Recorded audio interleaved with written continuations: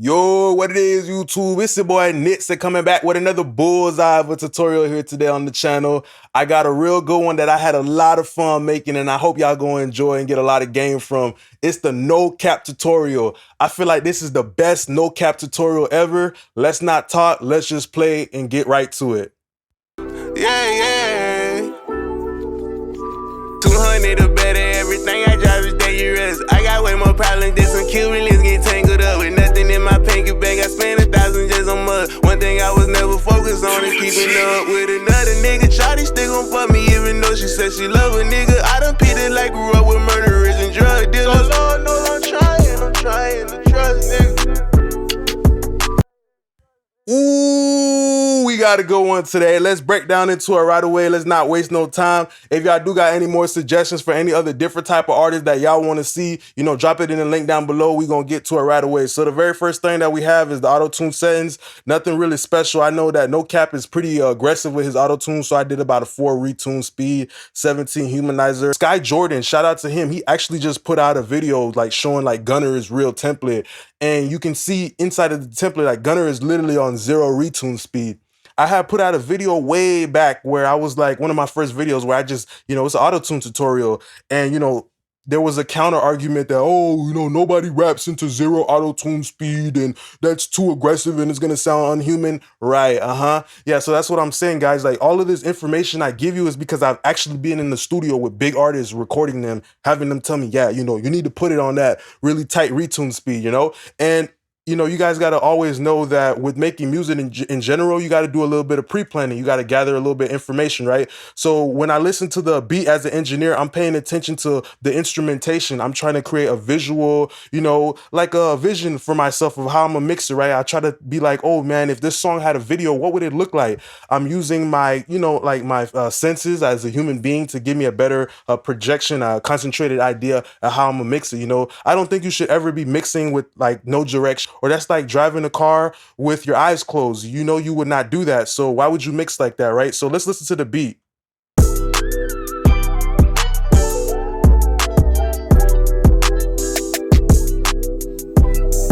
I paid attention to how the beat sounded very busy. So in a situation like this, I already kind of knew, hey, I'm not going to be able to do too much aggressive, you know, delay, too much reverb. I'm going to have to keep it very dry. But when my ad-libs come through, I'm going to make them huge and massive, right? So let's pay attention to the vocal chain, right? Cool. All right. So the very first thing that we have right here is a VEQ, which is an emulation of the Neve 1073 by Waves. And I love it because it gives that creamy, rich analog flavor. With this template, it's very simple. You just have to have the gold bundle with 2 extra plugins, which is the CLA 2A and the Fairchild compressor, right? Because I wanted the vocal to be very in your face, so I came up very close to the microphone, right? So sometimes you can use that strategically, right? You maybe not have to do any extra compression or anything like that. As an engineer, you can literally just tell the rapper, you know, hey, you know, this vocal is probably going to be minimal. Like, you understand that first and say, hey, you could come up a little bit closer to the microphone. Like, you know, sometimes people are a little bit too far away from the microphone, and then their vocal has no type of low end, so it lacks power, right? So then I just did a little bit of, you know, boost in the highs. You know, usually I don't,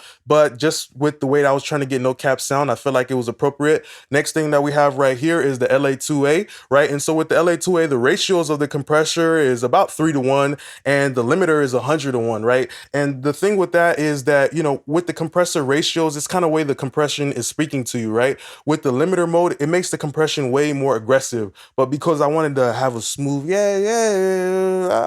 type of NoCap vibe, I used the compressor ratio, which is 3:1, so it's a little bit softer, and it just kind of leveled and smoothed everything out. Not doing too much compression, probably like what, 1 to 3 dB, nothing crazy. Everything I drive is dangerous. I got way more problems than some Cubans get tangled up with nothing in my pinky bag. I spent 1,000 just on mud. One thing I was never focused on is keeping up with another nigga. Shawty still gon' fuck me. All right, so you guys see that right there, and the output stage is what gives it the richness, which is the tubes, right? So that's why I strategically picked the 2A over the 3A. If I wanted something more transparent, I probably would have went with the 3A, but I picked the 2A. And I didn't really do too much on the top, right? I wanted to keep my vocal bright, so I wasn't very aggressive. I used the natural brightness of my vocal, and let's listen to what the it sounds like without all of the processing.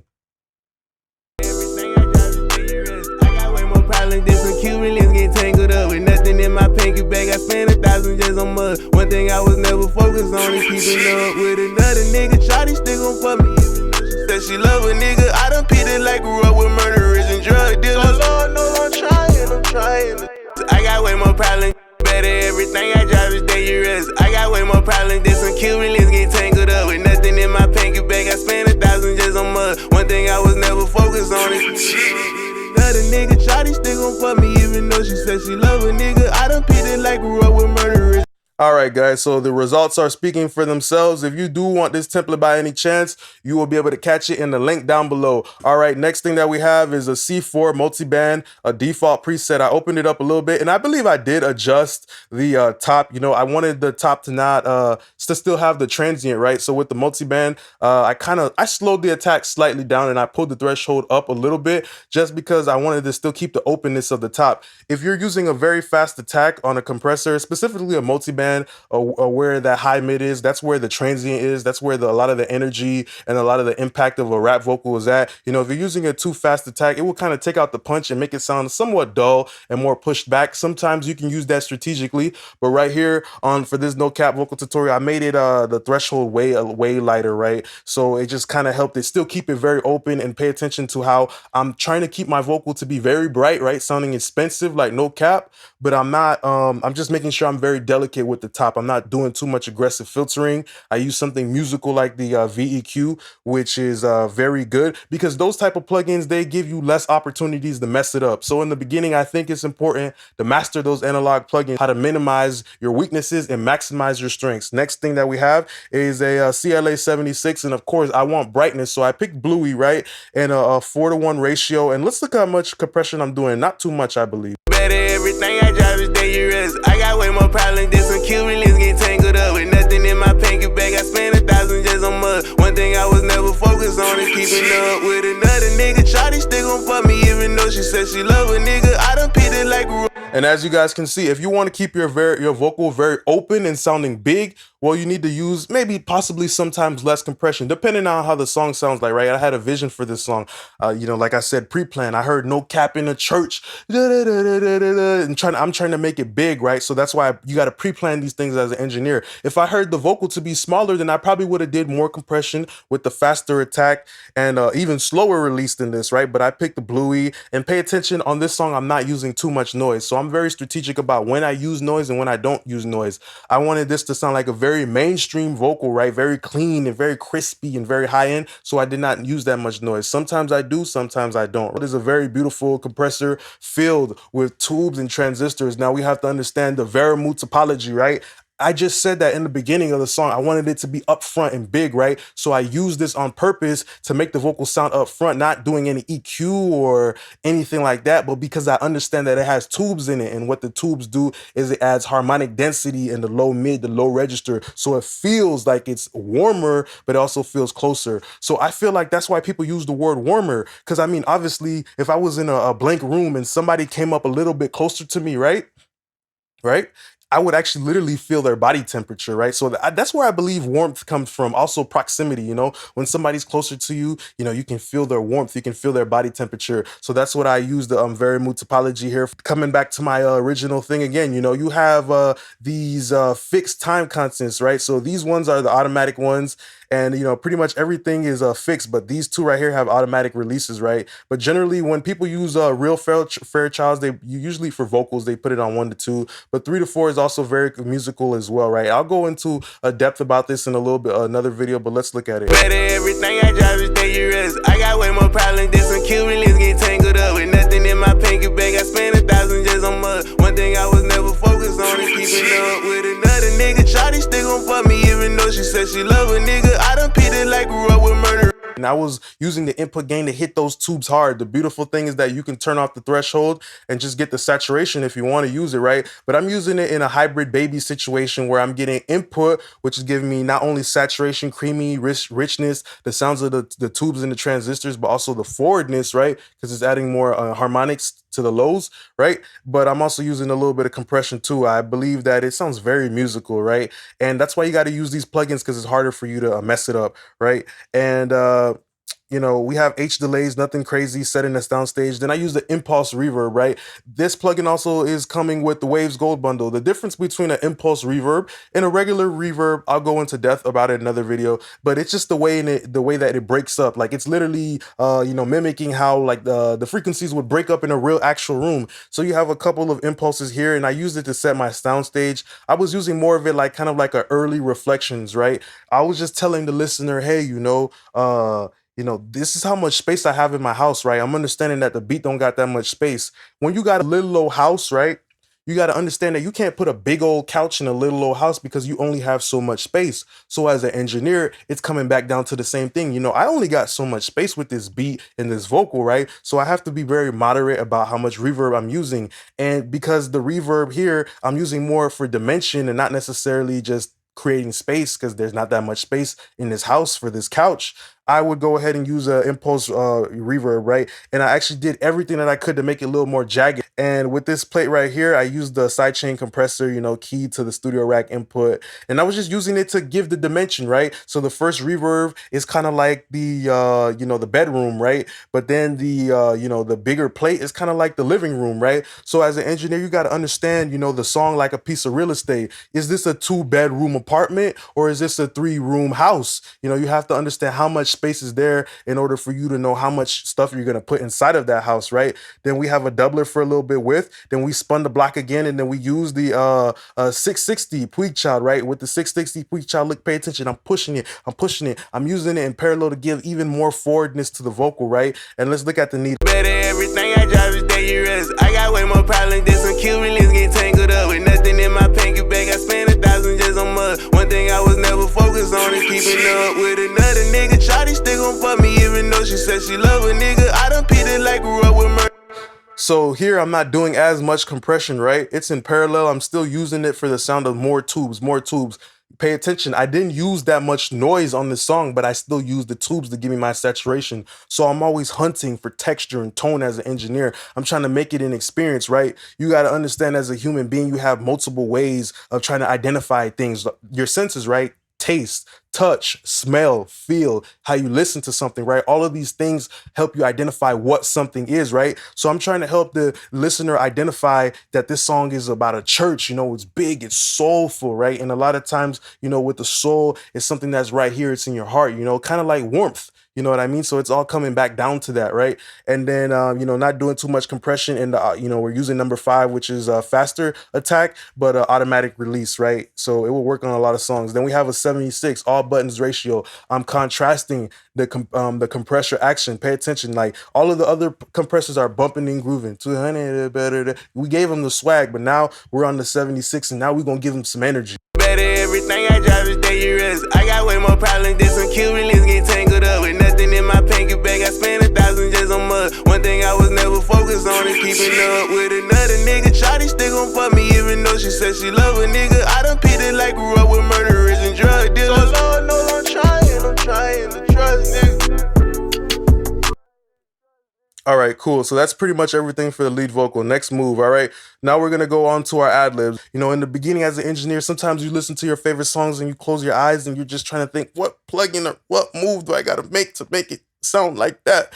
But then all you see is this big black wall that tells you, no, you ain't gonna make it sound like that. And that's very tough in the beginning, right? Because it's like you're trying to figure out how to get to the end destination, but you need to realize it doesn't matter about the equipment, it doesn't matter about the interface, it doesn't matter about the plugins, nothing matters. All it matters is about your heart, right? And the final destination, which is like, okay, I gotta get down the block. How am I gonna get down the block? Am I gonna walk there? Am I gonna take a bicycle there? Am I gonna drive there? You know, you gotta think, it's multiple ways to get to something. I see making music like like a fruit smoothie, right? Okay, cool. Maybe NoCap's producer, you know, he used like what, like strawberries and grapes and cherries inside of his fruit smoothie, right? Which is this song, right? But then in mine, I used oranges, pears, apples. But that doesn't mean just because I use different things or different fruits, that doesn't mean it's not a fruit smoothie. It's still a fruit smoothie. So that's the thing about making music. That's the most basic way I could break it down. It doesn't matter what you put into it, just put your heart into it, which is the main ingredient, and it will sound very good.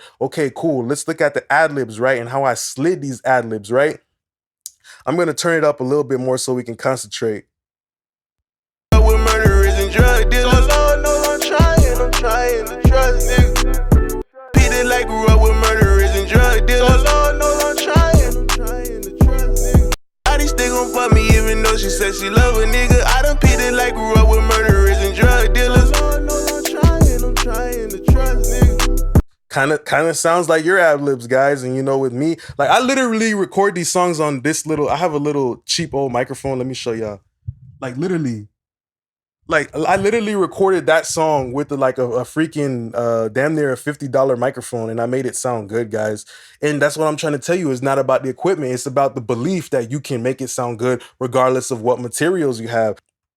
And the gate is very important. Listen to how it kind of sounds like it's just shooting out of the door. You know, when somebody's jumping out through a door, it has like the swinging motion, and that's what the gate gives. Said she love a nigga. I done Peter like grew up with murderers and drug dealers. So Lord knows I'm trying to trust niggas. Pay attention. I only barely let a little bit of enough of the signal to come through the gate, just so I could give it this very abrupt, wow, Lord, no, I'm trying. Like, where did that ad-lib come out of? Where did it come? It caught me off guard, right? That's what I'm trying to do to the listener. And the next thing we have right here, I'm using the tube topology of the CLA2A as a saturator. Literally, I turned off the peak reduction and I just boosted up the gain, and I'm using it as a saturator for the tubes, right? So I understand my tools.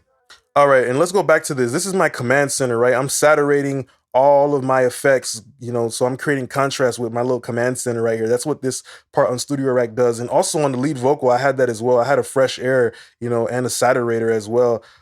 So, you know, pretty much everything that's going into this is just going to become way more just brighter, and it's just establishing the distance between everything, right? I'm using the contrast of different textures. This is dark and this is bright. You know what I mean? I'm using that to tell the listener where everything is at, you know? And then we have the regular H delays. I used a little bit of saturation on this reverb to make it sound different, just kind of like using more spark is the preset, you know, just to give a little bit more agitation to the highs. I love using saturation on the vocals and everything because it adds more harmonics to the overtones, right? The higher, spectrum of these effects, right? So I have to use less reverb and less delay because you can hear it way better because there's more, you know, content in the upper harmonics, right? So you got to understand that as an engineer too, because that's going to help you keep the vocal more dry, more in focus. A delay, right? This one going into a freaking phaser, right? And it also has a stereo button, which I cranked up to the max because I wanted the ad-libs to be so wide, right? So I'm, you know, width is not something that you just do in one plugin. You have to do it gradually over the moves you make, right? And then after that, we have lastly just another Puig child, right? Just doing some parallel compression and using some more fresh air, which is probably one of the best free plugins of all time. And lastly, we have is the vocal bender, right? So you mean maybe NoCap's engineer used something completely different, but it doesn't matter what ingredients he put into his fruit drink. I know that I could put, you know, these ingredients into mine, and that it would taste all the same.